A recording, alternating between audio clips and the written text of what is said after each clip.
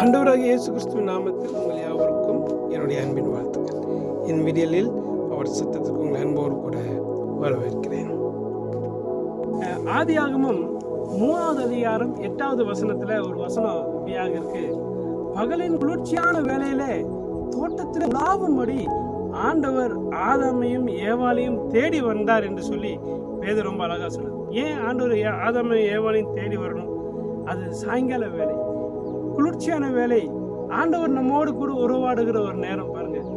அது சாயங்காலம் என்றால் பகல் மங்கி அப்படி வெளிச்சம் எல்லாம் மங்கி இருள் கவ்வி கொள்ளுகிற நேரம்.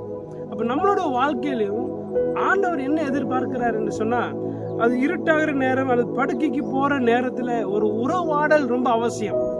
ஆதாமோடு ஏவாளோடு உறவாடும்படி வந்தவர் ஒவ்வொரு நாளும் உங்க வீட்டை தேடி வருகிறார். ஏனென்றால் நீங்க லைட் எல்லாம் அது வெளிச்சமெல்லாம் டிம்மாயி நீங்க படுக்கைக்கு போகிற அந்த நேரம் பார்த்து ஆண்டவர் உங்களோட கூட பேசுறது விரும்புகிறார். அப்படி என்றால் குடும்ப ஜெபத்தை கர்த்தர் ரொம்ப அதிகமாய் நேசிக்கிறார்.